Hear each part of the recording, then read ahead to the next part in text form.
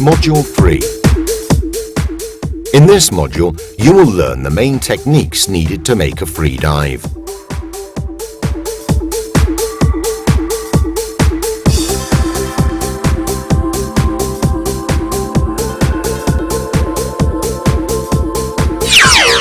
Because of the positive buoyancy obtained by using the correct amount of weights, in order to dive under the water, you have to use a dynamic technique that takes advantage of the weight of your legs to help you go under the first few meters without using your fins. One of these techniques, the pike dive, begins in a horizontal position on the surface. With the aid of the computer graphic, we will examine the movement in detail. In the first phase, the trunk bends until the head is pointing towards the bottom. The bending of the trunk tends to make you unbalanced. This can be counteracted by stretching out your arms in front of you.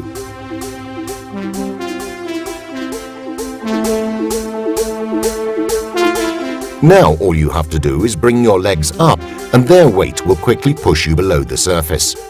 Remember to equalize as you descend and not to fin until your fins are completely immersed in the water.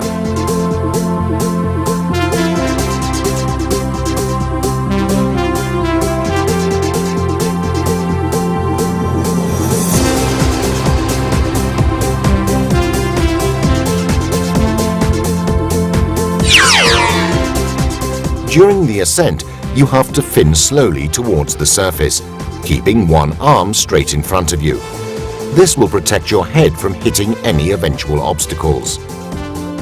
Look towards the surface as you ascend and try to observe as wide an area as possible. Begin to ascend as soon as you feel the need to breathe. Waiting too long could cause shallow water blackout.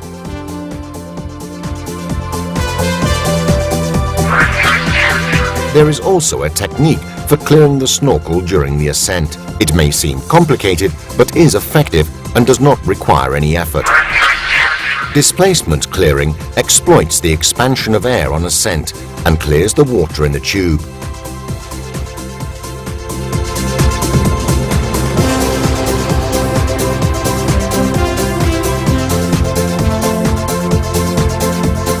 On the final part of the ascent, tilt your head back, look towards the surface, and blow a little air into the snorkel. Just before surfacing, tilt your head down again, and the top of the snorkel will now be out of the water. If you have blown the right quantity of air into the snorkel, it will be completely empty when you surface, and it will not be necessary to blast clear it.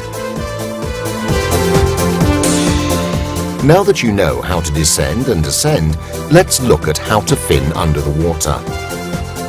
You should keep your body horizontal and your legs straight, but not too stiff, and your feet should be slightly pointed.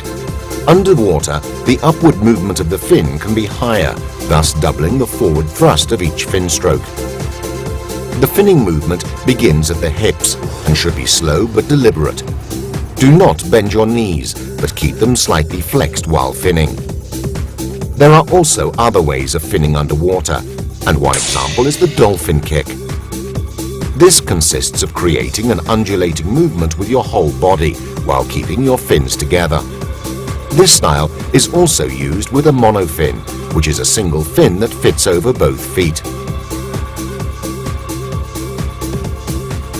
This different finning style allows you to go faster than with the classic style, but it requires a lot more energy.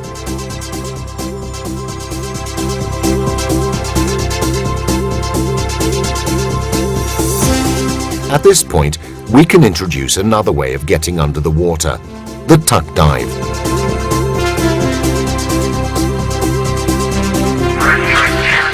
As with the pike dive, the first step of the tuck dive consists of bending the trunk of your body until it is vertical in the water.